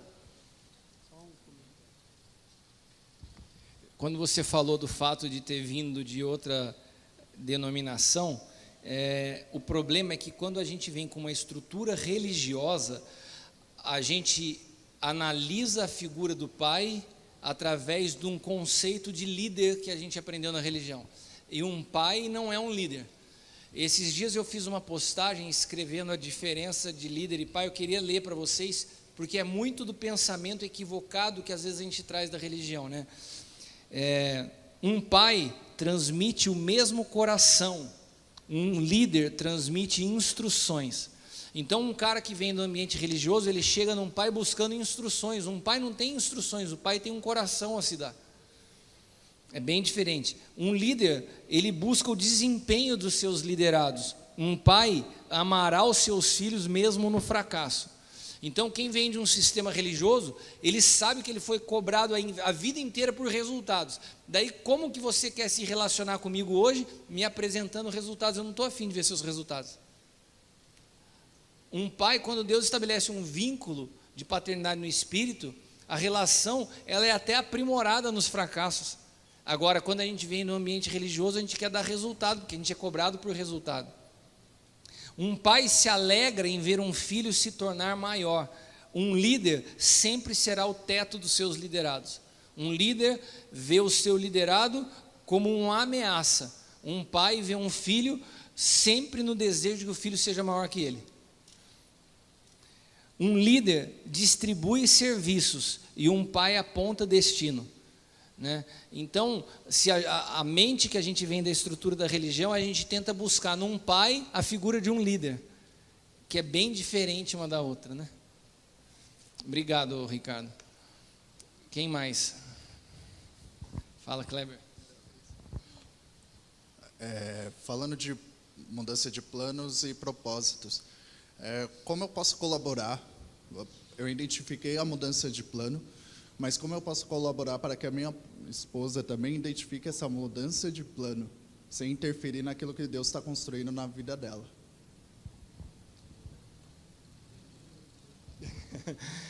Essa questão sua, eu acho que essa pergunta é a mesma pergunta de uns 80% daqui. Isso é muito, eu estou falando de verdade mesmo, isso é muito comum. Às vezes o homem percebe uma mudança de movimentação, mas a mulher ainda está presa a uma movimentação antiga. Cara, se essa mudança de plano foi Deus que mudou, você pode ter certeza que é Ele que tem que convencer ela, não force a barra. Cara, a maior chave que eu tenho aprendido de Deus, que eu não tinha, se chama paciência. Foi o que eu estava falando para o Pascoal, serve para a mesma situação. Eu acho que pelo meu perfil, sempre ligado no 220, o Paulo, falo sempre do Paulo porque a gente se relacionou profissionalmente, se relaciona ministerialmente. Ele sabe como eram as nossas reuniões, né? Eu tinha reunião de meia hora no escritório, a pessoa entrava, falava assim, beleza pessoal, acabou, eu falava, eu sempre fui muito objetivo. Então quando Deus para a minha vida, eu pergunto, e agora? E Ele não me responde, cara, para mim foi muito difícil. Eu fiquei 2 anos sem saber o que Deus queria. Ele não me falava, Ele estava me treinando na paciência. Então quando Ele abre os meus olhos e me mostra, eu não posso querer que a minha esposa entenda no mesmo dia. Ele não teve paciência comigo? Como que eu tenho que amar minha esposa? Como Cristo amou a igreja. Como que Ele teve paciência para me esperar entender? Eu tenho que ter paciência para esperar ela entender. Ah, não, eu sou o cabeça da casa, Deus me mostrou, é assim, nós vamos. Não. A gente precisa entender que o papel do homem e da mulher no novo pacto foram restaurados. Não existe mais macho nem fêmea, nem escravo nem livre, nem grego, nem judeu. Nós somos um em Cristo. O homem é o cabeça da mulher, não o sacerdote. A mulher também tem um sacerdócio. Nós fomos feitos em Cristo um reino sacerdotal. A mulher tem um sacerdócio segundo a ordem de Melquisedeque, assim como o homem. Tem mulheres e esposas da maioria de vocês aqui que às vezes ouvem muito mais a Deus com precisão do que nós mesmos. Então a gente precisa entender que o que o homem tem de responsabilidade é de ser cabeça e não de ser sacerdote. E o cabeça é aquele que aponta o destino, mas não força o cumprimento do destino, ele aponta. Ó, Deus tem me dado essa direção, Deus não falou isso comigo. Então beleza, vamos esperar até que Ele nos mostre juntos. Isso é ser um, e é se mover como um, ainda que em medida diferente, saber se mover como um. Entendeu? Você queria falar, Paulo? E por esse modelo de religião, né? Assim que eu converti, eu já fui fazer curso de teologia. Então, saindo da teologia, entrando na igreja, os pastores falavam assim, aí lá vem o pregador Camboriú. E sempre taxavam assim, né? Então, deixava a gente sentado, até às vezes consagrado como ministro, mas largado ali do lado, porque era o pregador de Camboriú. Aí, uma certa feita, eu falei, eu estou cansado disso. Eu vou tirar o pé e vou ver o que eu tenho que fazer. Querendo fazer alguma coisa, né? E aí eu encontrei o Adriano falou assim, olha, vem cá, vamos lá na igreja. Já querendo meter o pé e largar tudo. Aí vim para cá, fiquei vindo alguns domingos, a minha esposa falou assim, cara, você me traiu. Você não falou para mim que você estava indo para essa igreja. Você não falou nada para mim. Eu falei assim, é hora de eu ficar quieto. Mas eu não vou para lá. Eu falei assim, você não precisa ir para lá. Eu quero que você sinta vontade de vir comigo. Aí ela pegou, olhou assim, e ela continuou indo na igreja que íamos, e eu vinha para cá, todo domingo. Aí larguei tudo, aí comecei a fazer discipulado, comecei a fazer renovo, fui fazendo. E eu, formação de teologia, eu falei assim, eu quero largar tudo isso, eu quero aprender de novo. E comecei. E aí, um belo dia, veio o Luiz Hermínio aqui, ela falou assim, eu quero ver, posso ir lá? Eu falei assim, pode. Só que aí, um domingo antes, ela tinha vindo aqui, e o apóstolo Hélio mandou um recado para ela, que, né, estava feliz dela ter vindo, mas, e aí eu vim conversar com ele, ele falou assim, diga para sua esposa que eu não pesco em aquário de ninguém, e eu não quero ela aqui enquanto Deus não falar com ela. Cheguei em casa e falei isso, né? Quando eu falei isso, ela estalou os olhão desse tamanho assim. Mas ele mandou falar isso para você. Aí o Luiz Hermínio veio aqui, aí a gente estava sentado aqui no meio, ela olhou para as meninas e falou assim, vamos vir para a igreja do Pai? Aí elas, vamos. E isso já faziam 2 anos que eu estava vindo para cá. Mas nunca falando, você está errado, você precisa vir comigo. Eu falei assim, Deus, é no seu tempo, é do seu jeito, e a gente está passando por várias, né, coisas que tem na casa, e a gente tem aprendido assim. Tira o pé, meu irmão, tira o pé, deixa Deus fazer. Amém. Entrando nesse âmbito também, né, eu passei os últimos 2 anos integrante de uma denominação, onde éramos muito ativos, cargo de liderança. Só que em outubro do ano passado eu comecei a entender algumas coisas, que eu estava tomando um caminho, que eu estava dentro de uma posição e caminhando fora do propósito. Eu falei, primeira oportunidade, eu vim para Taubaté, um ano de reconciliação, sentamos, e ele foi isso que o apóstolo me instruiu. Volta e fala com a sua esposa. Caramba, e agora? 3 dias de oração, 2 vídeos do Cristiano, 2 vídeos do Hélio, ela está aqui comigo hoje, irmão. É isso que funciona.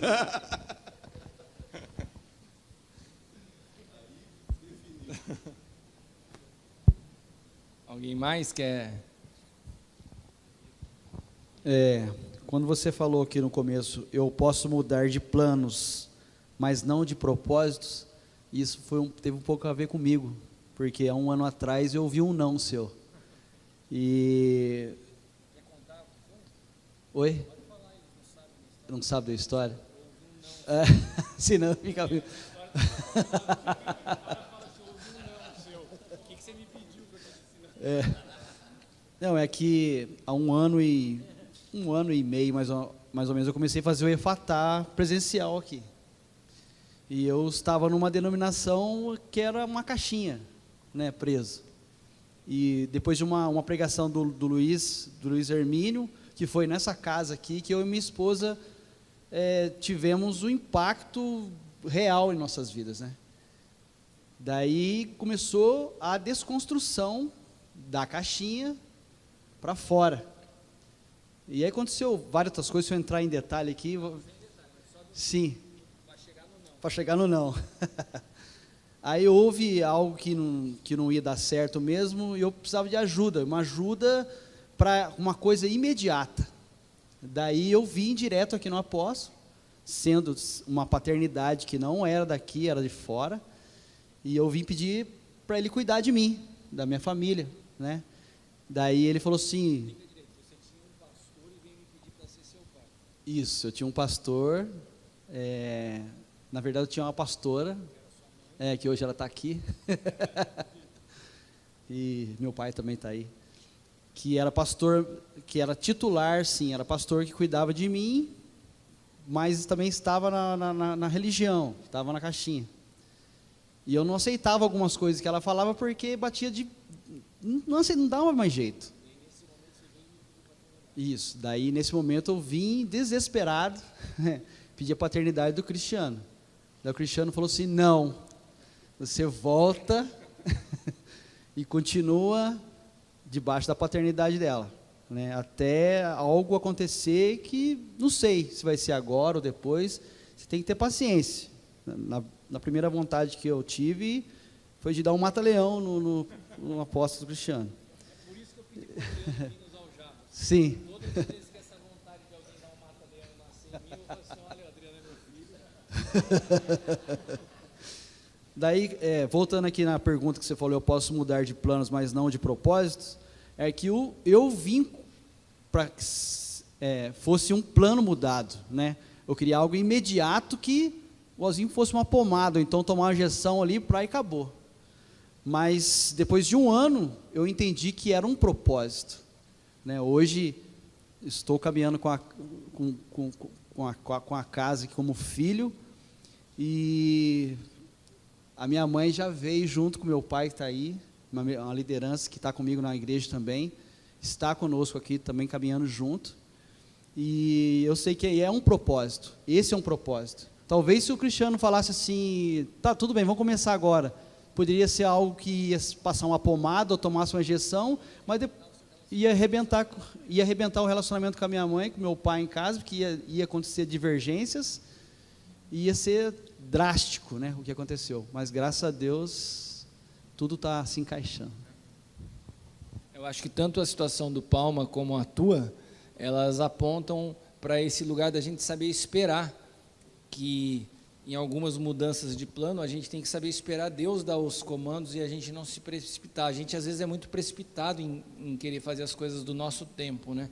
Então essa espera, porque eu vou ouvindo vocês, entendendo que Deus está querendo nos falar algo na vida de cada pessoa, né? E Salomão falou sobre isso, de esperar. E a gente, às vezes, tem a tendência de que, quando a gente entende alguma coisa, a gente quer avançar e não espera quem está do lado. Não espera a esposa, não espera família, não espera... Então, eu creio que o Senhor está nos falando também com relação a isso, até essa paciência de esperar Ele que nos movimenta, nos seus comandos, no seu tempo. Amém? Adriano? Bom dia, graça e paz. É tão bom a gente estar num ambiente de segurança, né? E eu fico muito feliz. E assim, tudo que foi falado foi para todos nós absolutamente importante, relevante. A gente poderia discorrer em cima de tanta coisa, coisas particulares para cada um.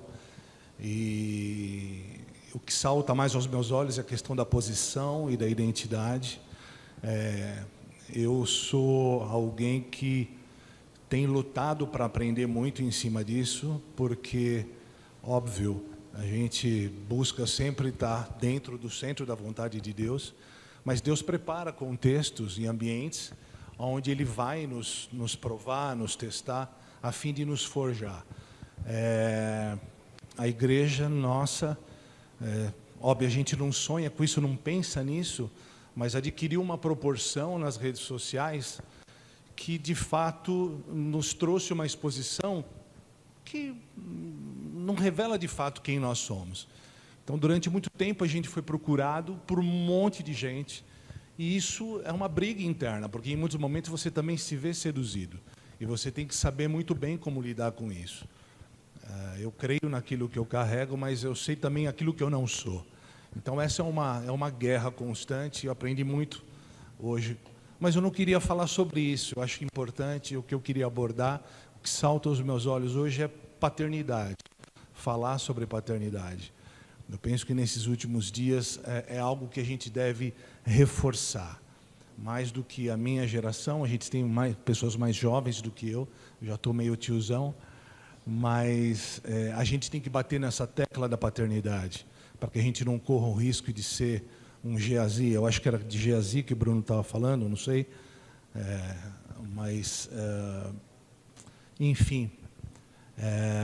eu aprendi ao longo do tempo, e a nossa relação foi provada. Acho que a gente já tem 6 anos juntos, né? Se a sua relação não foi provada, vai ser provada em todos os âmbitos, com toda e qualquer pessoa de aliança. Deus vai provar os pactos que você fez. E hoje eu estou muito feliz, estou muito seguro de estar aqui. Mas é importante a gente enfatizar essa questão da paternidade, porque eu penso que isso vai ser determinante para combater o espírito desse século, que é a voz de Jezabel, né? Então, eu penso que, voltando a falar dessa expressão que a gente teve, essa voz vem de dentro, né? Quantas vezes eu ouvi pessoas dizendo assim, mas que papo de pai, vamos caminhar junto, esse papo de paternidade, que paternidade, teu pai é Jesus. E eu fui tentado a acreditar nessa história.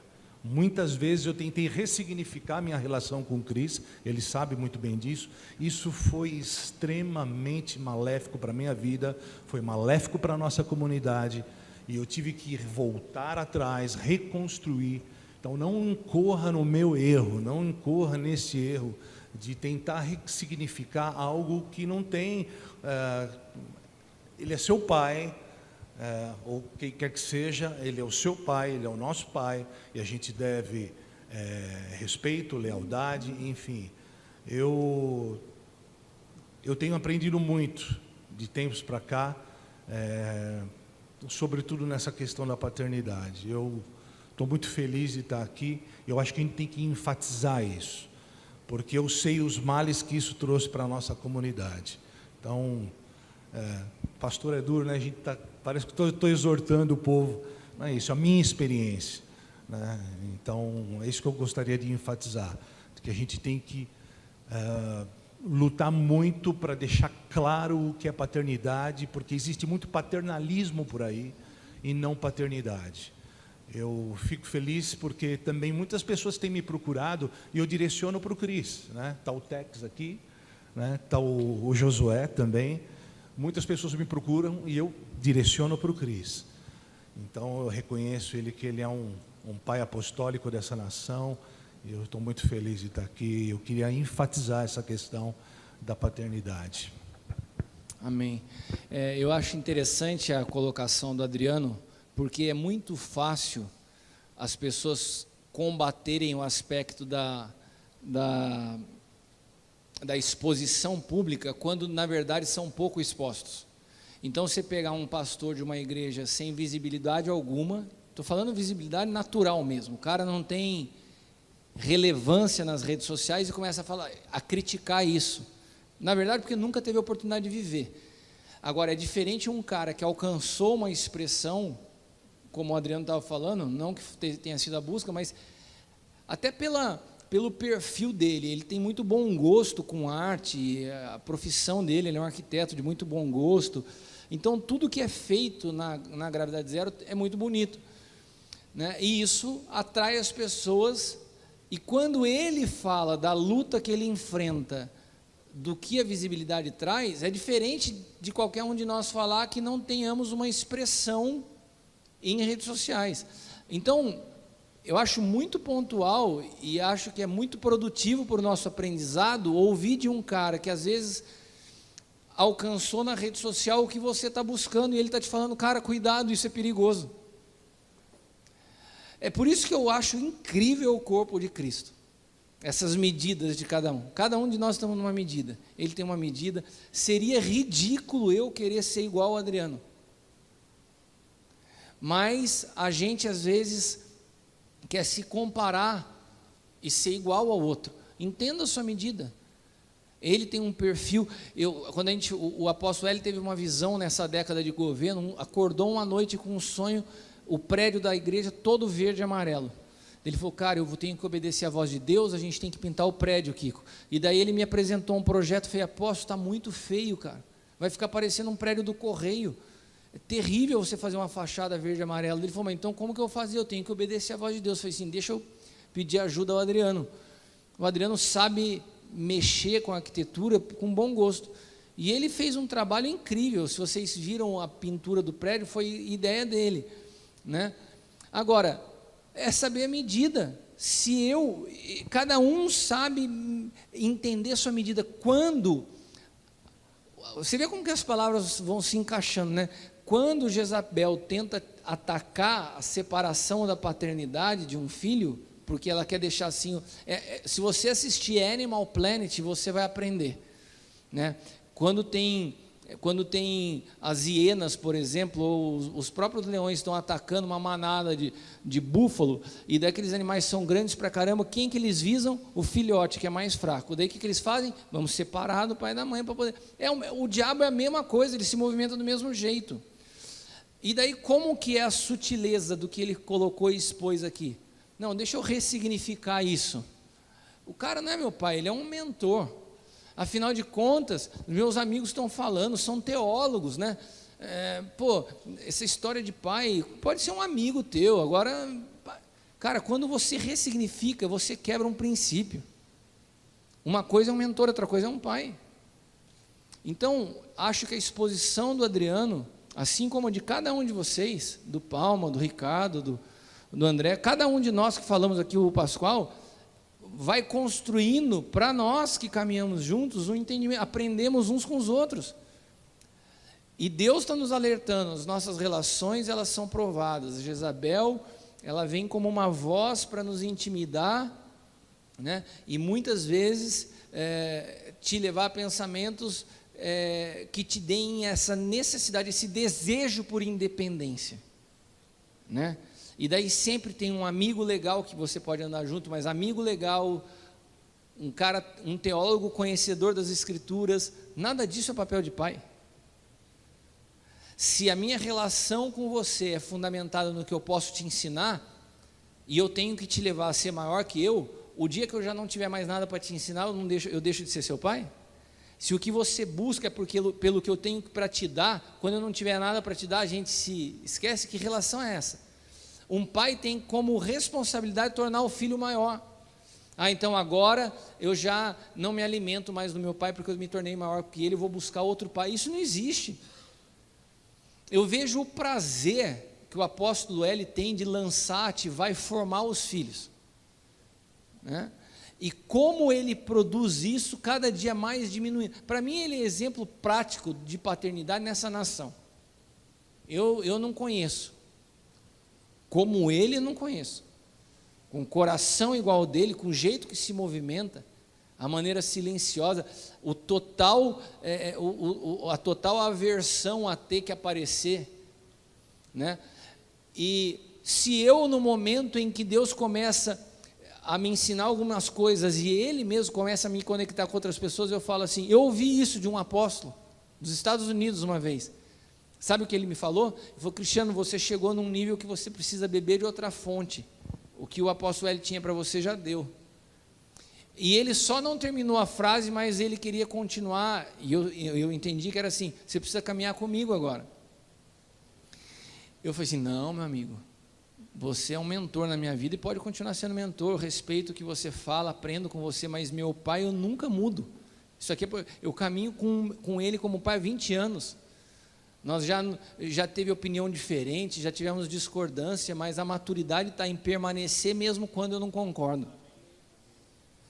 Então, eu acho que todas as... Olha, eu vou falar uma coisa, assim como o Adriano falou, estou muito feliz, estava com saudade disso. Isso aqui me dá muita esperança para a igreja. As conversas como essa me dão, assim, me enche o coração. Para mim o ministério faz sentido quando a gente produz uma conversa como essa na manhã. Para mim, me enche de alegria poder ver cada um de vocês, um edificando um ao outro, e pode... Desculpa te interromper, eu acho que só para complementar, é interessante porque eu não escolhi estar no meio onde muitas vezes eu estive e estou. Então eu não relego estas pseudo-amizades, eu sei que muitos deles não são meus amigos, mas eu os tenho em amor. Você sabe de muitas pessoas com quem eu me relaciono. Mas quantas vezes, né, eu disse, eu tenho um pai. Quem é seu pai? Meu pai é o apóstolo Cristiano. E eles, hã? Quem que é esse cara aí? Isso quem é que é Jezabel. esse Jeca lá de Taubaté? Isso é Jezabel, é a voz querendo quebrar a paternidade.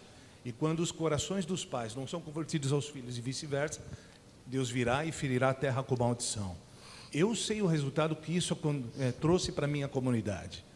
Então, por isso, fica aqui um alerta da minha parte, para que você não se iluda com essa postura, ou com essa exposição que um dia você possa ter, ou que você queira ter e ainda não tem. Não se iluda com isso, porque tudo é vaidade de fato. Eu tenho buscado enxergar a pureza e a simplicidade no apóstolo L, no Cristiano. Semana passada eu falei para o Cris, eu sentei numa mesa com um grande no Brasil, e em um determinado momento a conversa ficou meio quente, e eu disse para ele, eu tenho um pai. Ele disse assim, você tem um pai natural? Eu tenho um pai natural também, mas já fui... Não, eu tenho um pai espiritual. Quem é teu pai? Meu pai é o apóstolo Cristiano. Hã? Então assim... é uma voz que muitas vezes vem de dentro da igreja. Então, é importante a gente entender isso, o poder que tem na paternidade e a gente reconhecer a nossa paternidade. E eu lembro de uma coisa que você me falou em determinado tempo, e talvez no começo da nossa relação, e eu nunca mais esqueço. Você disse assim: eu nunca vou te abandonar, eu nunca vou quebrar contigo. Você pode quebrar comigo, mas eu nunca vou quebrar com você. E de fato, um pai não chuta um filho por mais que a relação se estremeça. E outra, não existe ex-pai, né? Então, uma vez que você entende que o Cristiano é seu pai, meu irmão, descansa e glorifica a Deus, vai dando glória e agradece a Deus por aquilo que Deus tem feito. E essa frase que eu falei para você, eu acredito que cada um aqui que caminha comigo ouviu essa mesma frase. Eu falei: toma cuidado para você entrar numa aliança comigo. Toma cuidado para você falar assim: eu quero, porque eu não vou romper. Então você vai ter que me aguentar para o resto da sua vida. Você está disposto? Então pensa bem antes de fazer uma aliança comigo. E é verdade.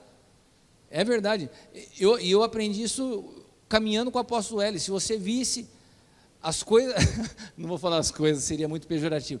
Se você visse as figuras que já passaram por essa casa, o que fizeram e a maneira como o apóstolo Hélio insistiu em acreditar que poderia dar jeito, eu já tinha desistido faz tempo, mas ele insistiu. Então ele me ensinou, eu aprendi isso vendo, eu falei assim: não, eu tenho uma aliança, eu não quebro. E vou te falar uma coisa, tiveram alguns pastores que vieram caminhar comigo, que eu falei isso, os caras foram embora, nunca vieram na minha frente falar, sabe por quê?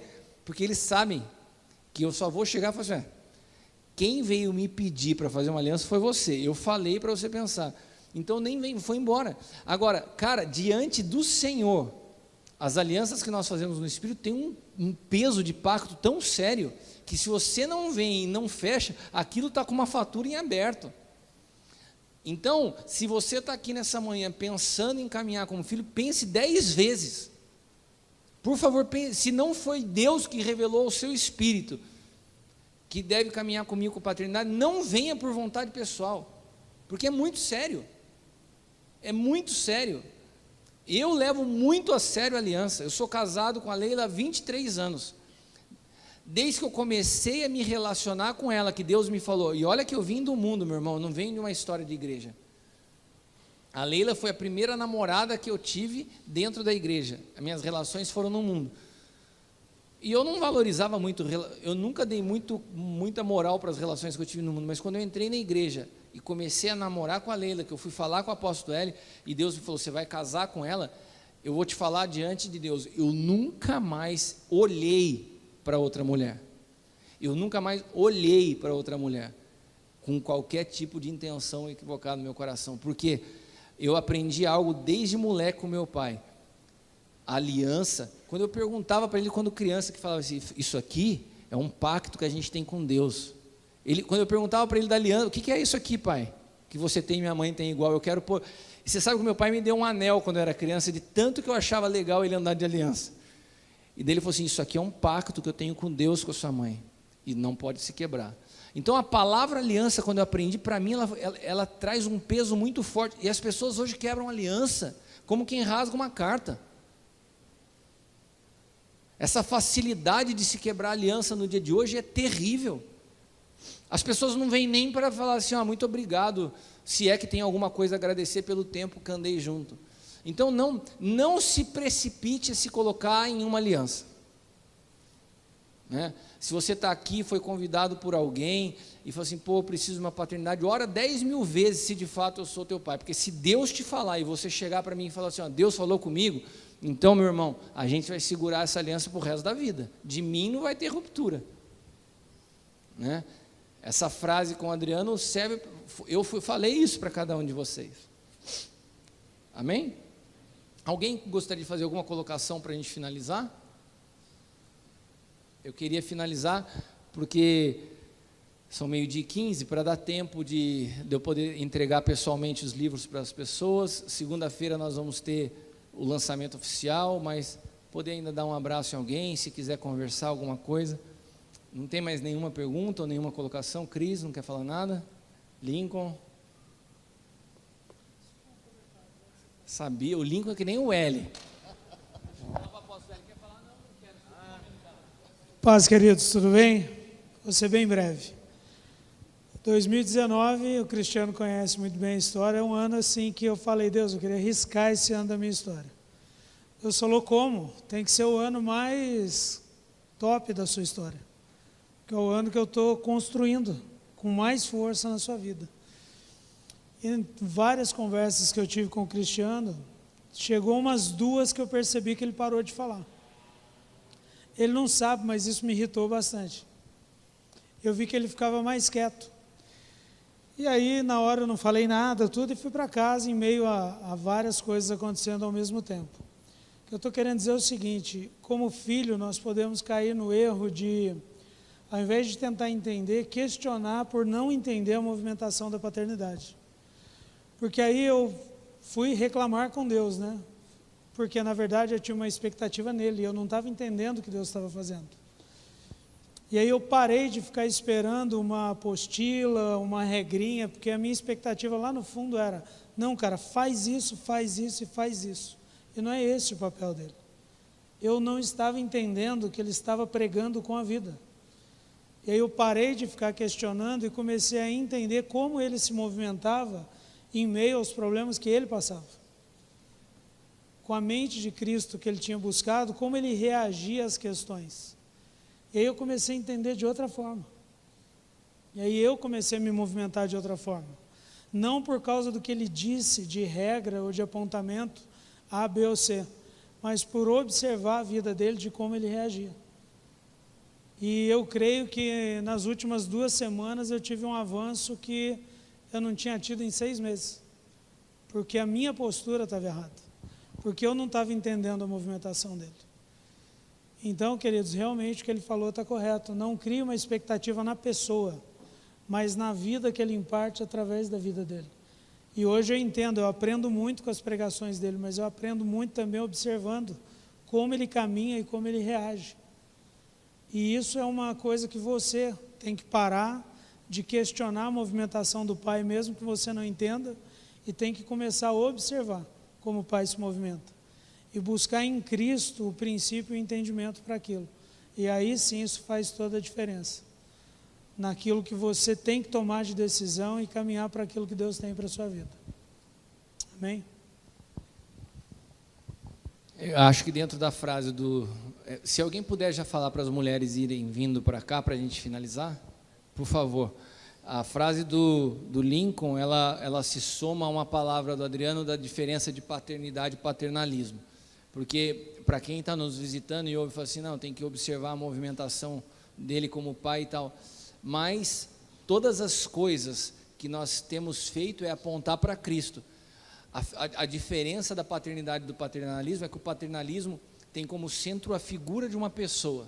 Eu trago tudo para mim. A paternidade aponta para Cristo. Então, quando você consegue entender que você aprende com uma movimentação, porque a minha vida está em Cristo, então você entendeu de fato a essência da paternidade.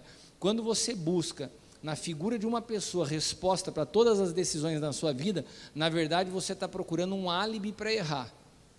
Se der qualquer errado, a culpa é dele, foi ele que me falou fazer isso. E aprendam algo como pastores, que a maioria de vocês são. Todas as vezes que alguém vier te pedir um conselho e falar assim, o que eu faço? Nunca fale para a pessoa, faz isso, isso, isso. Você fala assim, eu posso te orientar para que você tome a decisão que você tem que tomar. Porque as pessoas hoje, elas buscam transferir a responsabilidade dos seus erros para alguém. Então, nós não temos condições de fazer isso. Mas nós temos como apontar para Cristo, transferir uma vida, né? E isso a gente consegue, impartir uma vida que vem através dessa relação de honra, de amor, esse vínculo de amor. Amém? Senhor, nós te damos graças por essa manhã tão produtiva, tão edificante, pela vida e pelo compartilhar de cada um dos irmãos que aqui estão, por podermos receber mais da tua vida nessa manhã. Nós te louvamos, te bendizemos e te damos graças. Quero enviar cada um deles às suas casas, suas cidades, seus ministérios, os leve em segurança. Pai amado, aguça os nossos ouvidos e a nossa sensibilidade para que possamos ouvir a tua voz e saber com precisão a tua vontade em cada passo, em cada decisão, que nós precisamos tomar. Colocamos o dia de hoje nas tuas mãos e te agradecemos, Pai, em nome de Jesus.